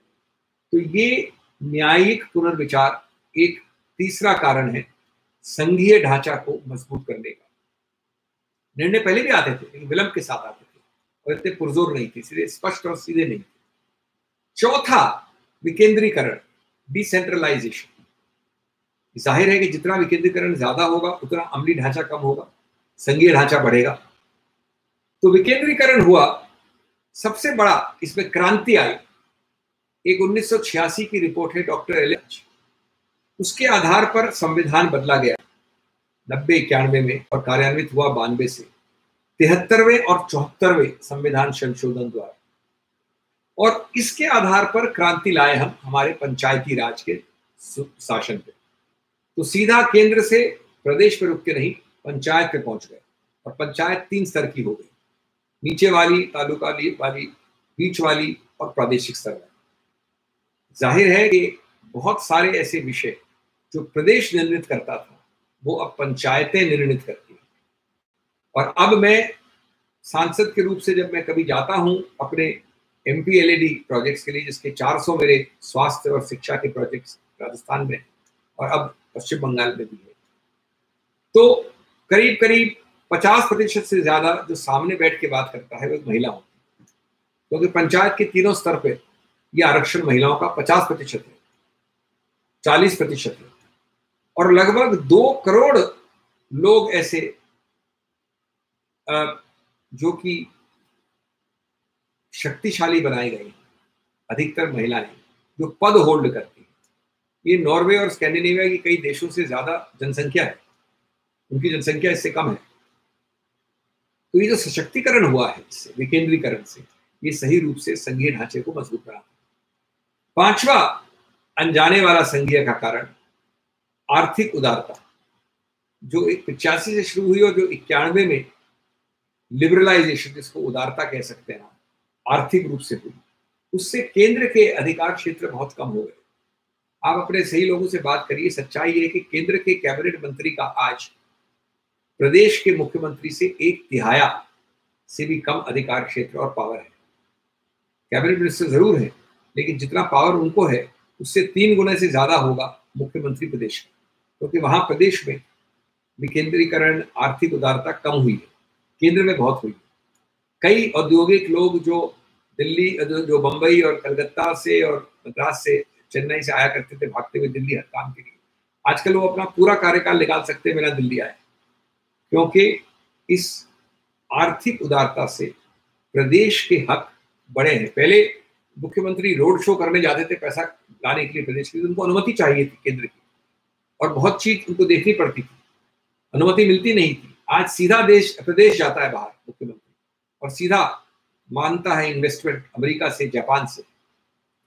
तो ये संघीय ढांचे के सब मजबूती करने वाले तत्व हैं, विकेंद्रीकरण के तत्व हैं। और अंतिम मेरा अनजाने वाले संघीय ढांचे का तत्व प्रादेशिक पार्टियों का प्रादुर्भाव। ऐसा नहीं गठबंधन नहीं थे हमारे यहाँ पहले, प्रादेशिक पार्टियां भी थी, लेकिन 1991 से लेकर करीब करीब ये संस्थापित हो गई हमारे ढांचे, इंस्टीट्यूशनलाइज्ड हो गई, जम गई।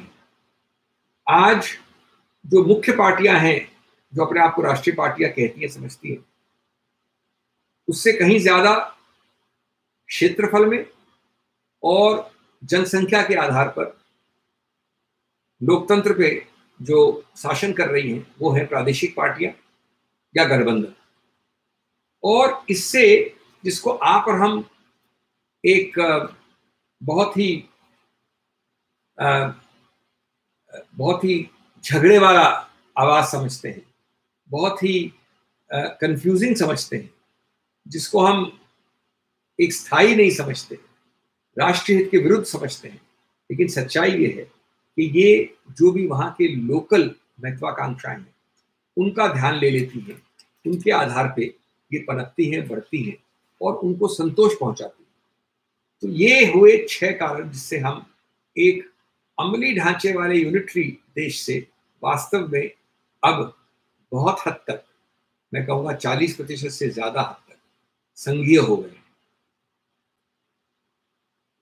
तो हमने अब, जहां तक संविधान का सवाल है, प्राकथन पूरा किया, भाग 3 पूरा किया, संघीय ढांचा पूरा किया। अब आते हैं एक और रोचक विषय में, संविधान के संशोधन, संविधान का संशोधन, अमेंडमेंट ऑफ द कॉन्स्टिट्यूशन। अनुच्छेद है 368, भाग है 20। अब इसमें बड़ी रोचक कहानी इसलिए है क्योंकि शुरुआत से डिबेट चला, और ये बड़ा सरल, बड़ा महत्वपूर्ण प्रश्न है। इसलिए मैं कहता हूं कि भारत कभी भी तानाशाह नहीं हो सकता, डिक्टेटरशिप नहीं हो सकती। देखिए, तानाशाही हर देश पे तब आई है, संविधान के समर्थन से आती है तानाशाही। तानाशाही संविधान को रद्द करके नहीं आती है। इदी अमीन कि वो ये हो सकता है, वो हो सकता है, गणतंत्र नहीं होगा, मैं प्रेसिडेंट फॉर लाइफ होऊंगा, जो भी तानाशाह होते हैं, मुसोलिनी, हिटलर, तो संविधान के समर्थन और आधार पे होते हैं तानाशाह। तो हमारे जो मूल ढांचे की थियरी है, जिसे बेसिक स्ट्रक्चर ऑफ कॉन्स्टिट्यूशन कहते हैं, उसकी इतनी प्रसिद्धता कि हमने निर्माण किया, इन्वेंट किया, और अब विश्व भर में उसको कॉपी किया गया, उसके आधार पर हम तानाशाह कभी नहीं बन सकते। ये कैसे हुआ? आज संविधान में अगर कुछ भी संशोधन चाहते हैं आप, तो 368 में लिखा है कि 2/3 जो मौजूद हो लोग और जो वोट दें, 2/3 के बहुमत से वो संविधान को संशोधित कर सकते हैं। तो ये लाजमी है कि अगर आप सिर्फ अक्षर पढ़ें संविधान के, तो मैं संविधान में कल लिख सकता हूं कि महिलाओं का, इस संविधान के अंतर्गत महिलाओं के पास वोट नहीं है। महिलाएं चीखेंगी, उत्तर आया कि संविधान में लिखा है, 2/3 संसद ने इसको पारित किया। अगर बहुमत राजीव गांधी की 1984 में बहुमत थी 80%, यानी 4/5, 5 हिस्सों का अगर लोकसभा था तो 4 हिस्से राजीव गांधी के थे। तो अगर वो 2/3 बहुमत से ये पारित कर देते कि महिलाओं का वोट नहीं, या ये पारित कर देते कि ये देश एक मोनार्की होगा, राजशाही होगा, या ये कह देते कि कोई भी मानवाधिकार नहीं होगा। मैं उदाहरण दे रहा हूं सिर्फ आपको परिलक्षित करने के लिए, जो जबरदस्त एक इजाद की पालकीवाला ने, मूल तत्व के डॉक्टर। तो जाहिर है आप कहते कि भाई 2/3 से हुआ है, संविधान में लिखा है, उसमें गलत क्या है? और संविधान में इसलिए लिखा है क्योंकि 2/3 लोगों ने वोट किया, और 2/3 ने इसलिए वोट किया कि बहुमत उस वक्त की सत्तारूढ़ सरकार में। तो इस डिबेट का शुरुआत वैसे 1951 में हुई। 51 में आया शंकर प्रसाद और 65 में आया सज्जन सिंह। 2 निर्णय जिनमें ये बात डिबेट हुआ कि अगर संविधान में संशोधन का पावर दिया गया है 368 में, तो सब कुछ संविधान में संशोधित किया जा सकता है और भाग 3 भी संशोधित किया जा सकता है। क्यों नहीं? पावर दिया है, उसमें ये तो नहीं लिखा है कि 2/3 लोग संशोधित कर सकते हैं लेकिन भाग 3 को संशोधित नहीं कर सकते। ये 2 निर्णयों ने शंकरी प्रसाद 51 और सज्जन सिंह 65 में किया कि हाँ, जो संविधान का अक्षर है उसको हमको मानना पड़ेगा। फिर ये डिबेट वापस शुरू हुआ 1967 में, 1967 में गोलकनाथ नाम का सबसे बड़ी बेंच उस वक्त तक 13 जज वाली बैठी, और उसने बिल्कुल एक विपरीत मत लिया पुराने केसेस से। पुरानों ने कहा था कि कर सकते, इन्होंने कहा कि संविधान के 368 के अधिकार क्षेत्र जिसके अंतर्गत आप संविधान में संशोधन कर सकते हैं, उसमें यह अधिकार क्षेत्र नहीं है कि आप भाग 3 को संशोधित कर सकें। फंडामेंटल राइट्स चैप्टर, मूल अधिकार, मानव अधिकार को आप नहीं कर सकते संशोधित, बिल्कुल। ये 13 जजेस ने, पहली बार बैठी थी खंडपीठ 13 जजेस। उसके बाद आया, और ये गोलकनाथ भी पालकीवाला ने जिरह की थी, तो पालकीवाला की सोच पे था। लेकिन अब यहां देख रहे हैं गोलकनाथ में कि थोड़ा ये एक एब्सोल्यूट प्रस्ताव था कि बात आप कोई बदल ही नहीं सकते। कभी जरूरत पड़े, जैसे आपको जरूरत पड़ी थी 78 में कि संपत्ति वाले मानव अधिकार को हटाइए, तो अगर ये गोलकनाथ होता तो आप 91F को हटा नहीं सकते थे। हमारे यहाँ समाजवाद है, असमानता है, आर्थिक गरीबी है, हम नहीं चाहते मानव अधिकार संपत्ति का, लेकिन गोलकनाथ के अंतर्गत आप नहीं हटा सकते थे। तो इसमें यद्यपि पालकीवाला ने ये सोच विकास की, लेकिन इसमें भी थोड़ी कुछ तकलीफ थी। 1973 में केरला से जमीन के विषय में एक केरलाइट मलयाली का नाम है केशवानंद भारती, वो पहुंच गया उच्चतम न्यायालय के नीचे से चलते हुए, और वहां यही प्रश्न वापस आया, और वापस 13 जज बैठे ये देखने के लिए कि गोलकनाथ सही है कि नहीं। ये पालकीवाला के सबसे जबरदस्त उच्च श्रेणी की एडवोकेसी का समय था, जिन्होंने, मैं समझता हूं, उनके कारण जो आज हमारी पद्धति है उसके आधार पर भारत कभी भी सांवैधानिक रूप से कभी भी तानाशाह नहीं हो सकता, कभी भी भविष्य में। यह अलग बात है कि कोई आर्मी का आदमी मार काट करके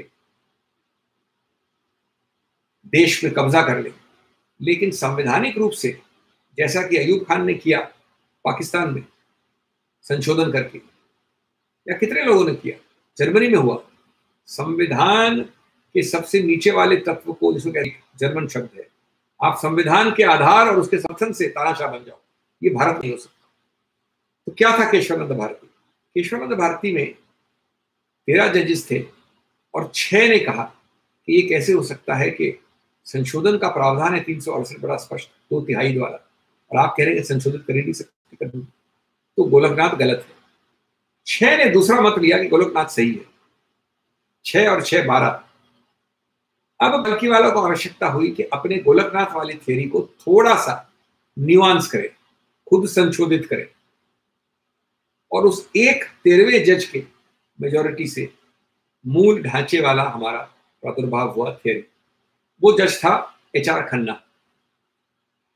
बल्कीवाला ने दलील की कि चलिए मैं मानता हूं कि गोलकनाथ ने कुछ ज्यादा कह दिया कि आप संशोधन कर ही नहीं सकते, लेकिन मैं ये कहता हूं कि अगर आप संशोधन कर भी सकते हैं तो वो मूल तत्व, वो मूल ढांचे जो अस्मिता और आत्मा है संविधान, उनको आप संशोधित नहीं कर सकते, जिनको मैं basic structure of the constitution कहता हूं।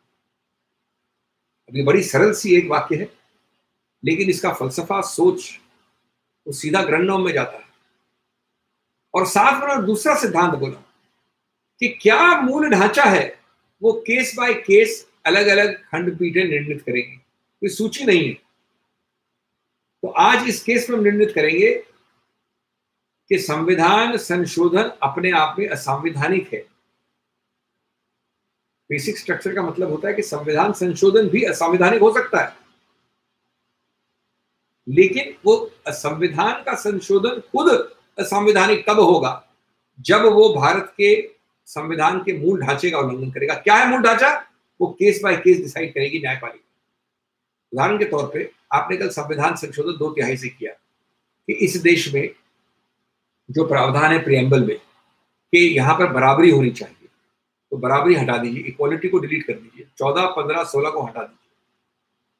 तो उस केस में जब वो चुनौती दी जाएगी तो कोर्ट निर्णय करेगा कि क्या ये इतना मौलिक, इतना फंडामेंटल है कि इससे हमारा अस्मिता और पहचान संविधान की पहचान, identity of the constitution gets destroyed. और अगर है तो संविधान संशोधन खराब है।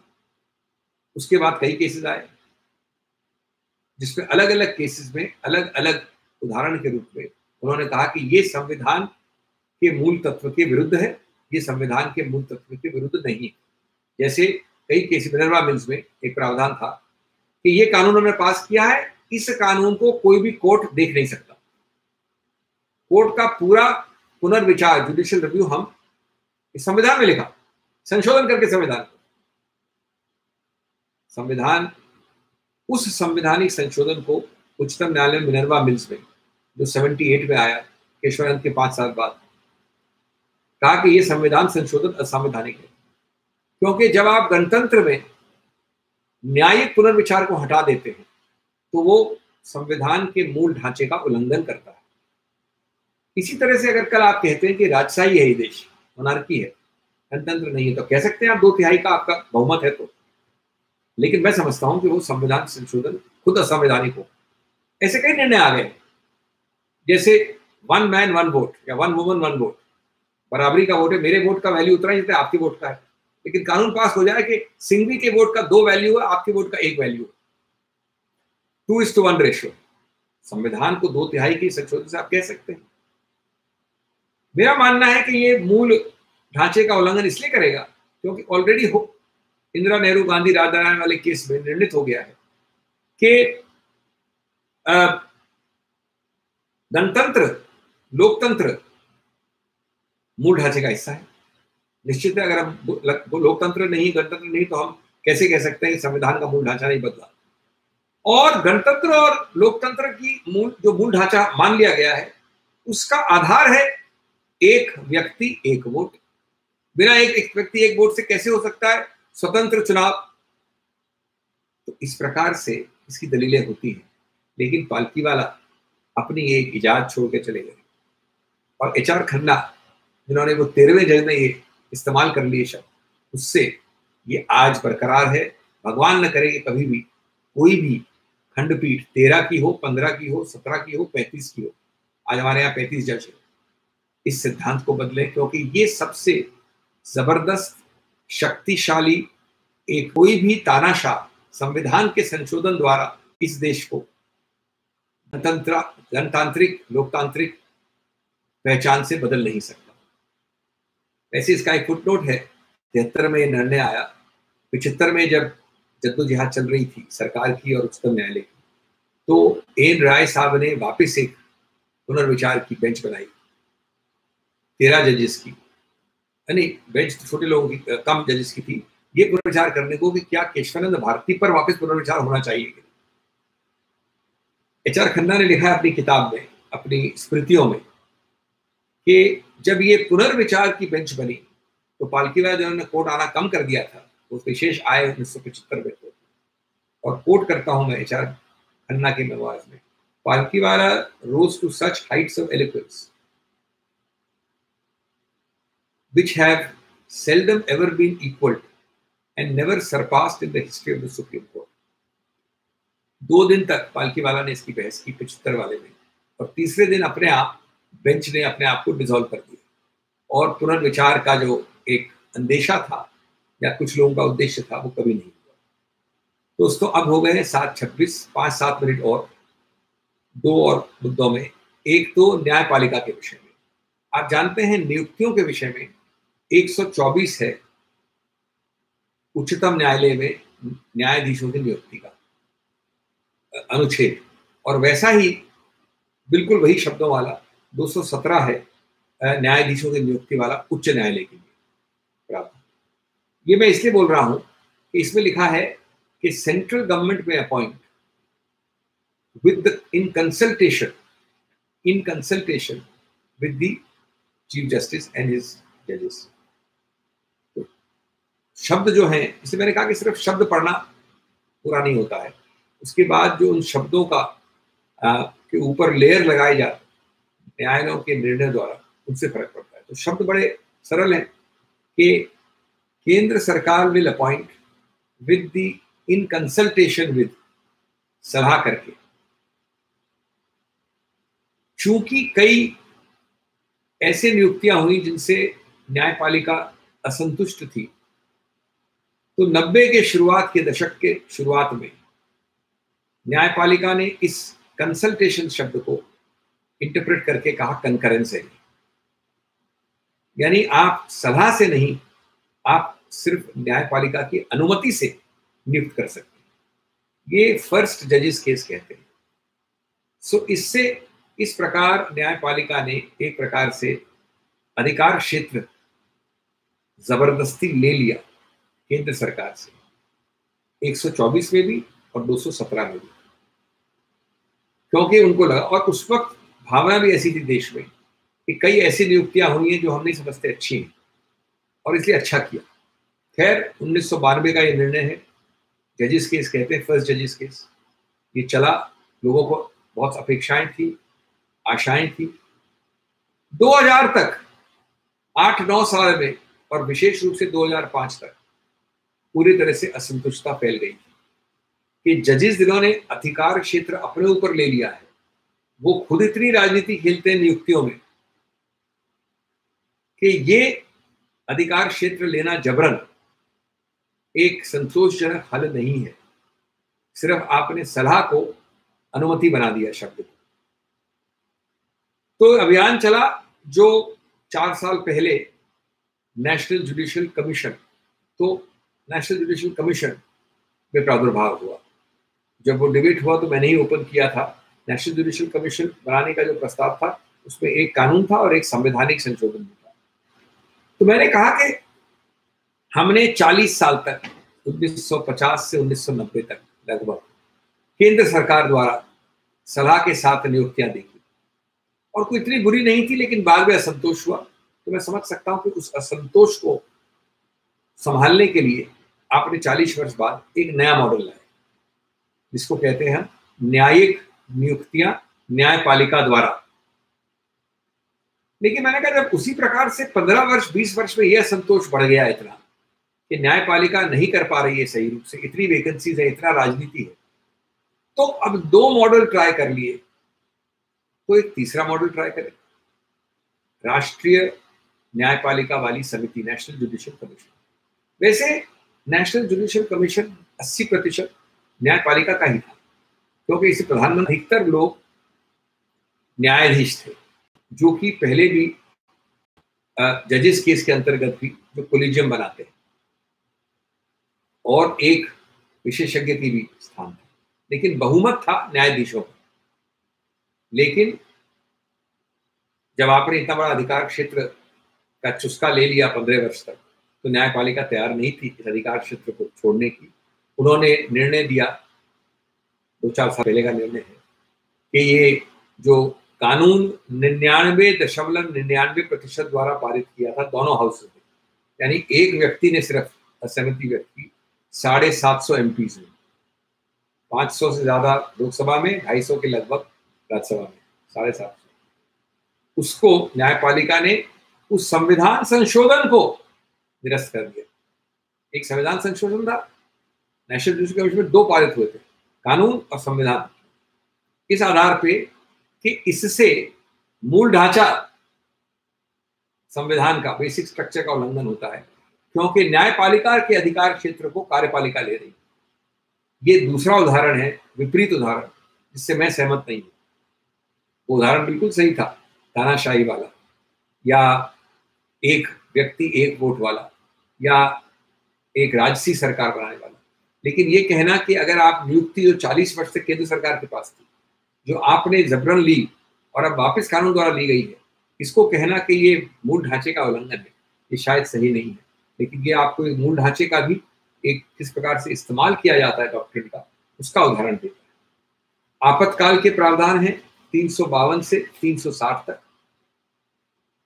जो एक आपातकाल का फेज आया था हमारे देश में 70 वाले दशक के अंत में, उसको कठिन करने के लिए 352 में 2 प्रावधान बदल दिए गए हैं।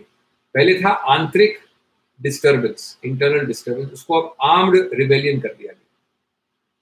यानी आपातकाल घोषणा के लिए या तो बाहरी युद्ध हो, वॉर, और या आंतरिक डिस्टर्बेंस पर्याप्त नहीं है, सशक्त आर्म्ड क्रांति होनी आवश्यक। और दूसरा अनुच्छेद 20 और 21 को, जिसको राइट टू लाइफ कहा जाता है, उसको आप सस्पेंड नहीं, निलंबित नहीं कर सकते उसमें, ये भी चेंज लाए।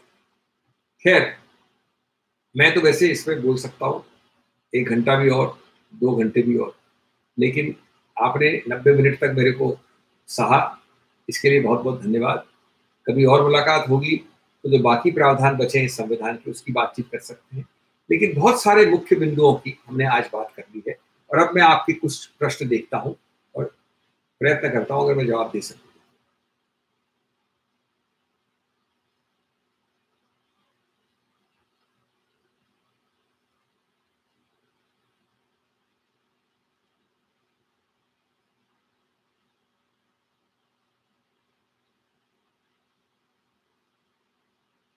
देखिए, ये बहुत सारे जो आए हैं प्रश्न, ये बहुत ब्रॉड है, ये अपने आप में एक लेक्चर के स्तर के हो सकते हैं।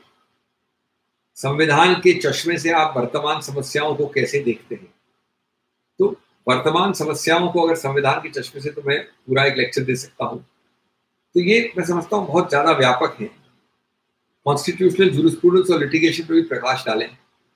मैंने आपको बहुत सारा संवैधानिक लिटिगेशन की ही बात की।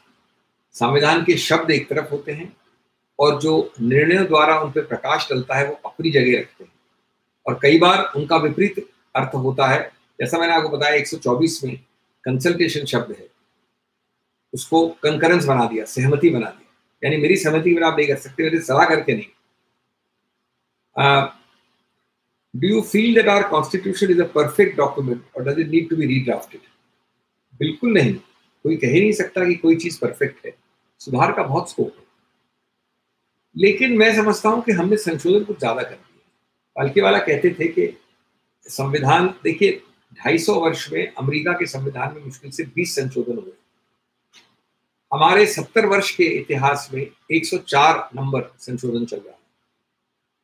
तो उन्होंने मजाक में कहा कि संविधान को एक पत्रकारिता वाले जो फोर्टनाइटली होता है, या जो हर हफ्ते निकलने वाला पीरियोडिकल होता है, वो नहीं बनाना चाहिए। तो इसमें कोई स्थायित्व चाहिए, कोई एक स्थिरता चाहिए।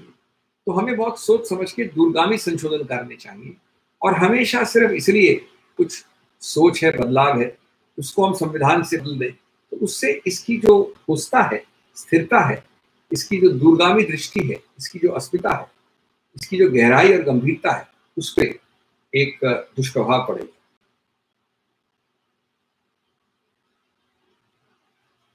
In the last few years, Tanya Arora, the spirit of the Constitution is being eroded by actions of the government and fundamental rights of citizens.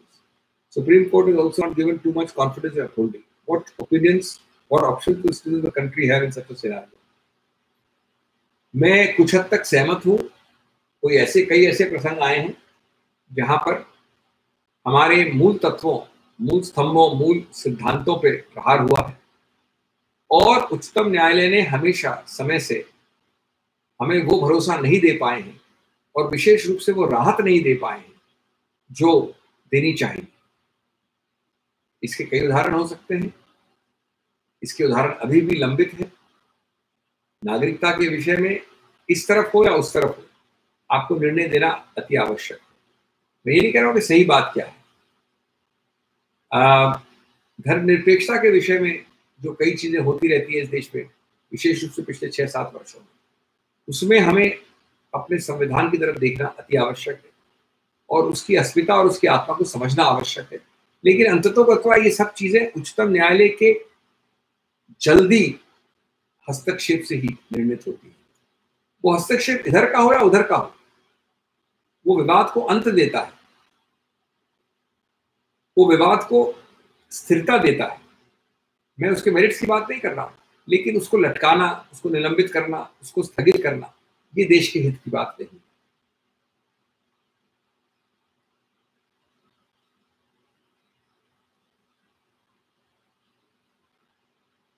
ये बहुत अच्छी बात कही कि आप ये तानाशाही संविधान के समर्थन से आती है। क्या भारत में कुछ ऐसे असांविधानिक संविधान संशोधन भी हुए हैं जो प्रकारांतर के से संविधान को समर्थन लेने वाली किसी प्रक्रिया का ही हिस्सा है? देखिए, कई चीजें ऐसी होती हैं जो प्रहार करती हैं बिना संवैधानिक संशोधन के। मैंने संविधान की बात की और संविधान संशोधन की बात की, लेकिन निश्चित रूप से अगर आप प्राकृतन के किसी भी स्तंभ पे, उदारता से लेकर, बराबरी से लेकर, धर्मनिरपेक्षता से लेकर किसी भी प्रहार करना चाहते हैं तो उसको संविधान संशोधन की जरूरत नहीं है। आप अगर वो भरोसा नहीं दे पाते, आज अगर आप खुद कितना भी भाग नहीं ले, लेकिन अगर जो सशक्त लोग हैं, जो सत्तारूढ़ लोग हैं, वो ऐसी चीजें करें, ऐसे वक्तव्य दें जिससे भरोसा कम हो जाए, आपसी वैमनस्य से विभाजन की बातें हो और उनको कोई दंड नहीं हो, प्रतिबंध नहीं हो, रुकावट नहीं, तो निश्चित रूप से बिना संविधान के संशोधन के संविधान की अस्मिता और संविधान की जो एक सोच है उसको बहुत बड़ा ठेस लगता है। और अगर ये बार बार होता है, अगर ये बिना रुकावट के होता है, तो संविधान का वो जो मूल्य है, इस केस में मैं बात कर रहा हूँ धर्मनिरपेक्षता, वो नगण्य हो जाता है। किसी चीज का बार बार अगर उल्लंघन हो तो निश्चित रूप से कार्यपालिका को बड़े कठोर और स्पष्ट शब्दों में हस्तक्षेप करके रोकना आवश्यक है, नहीं तो वो मूल्य, संवैधानिक मूल्य नष्ट हो जाएगा।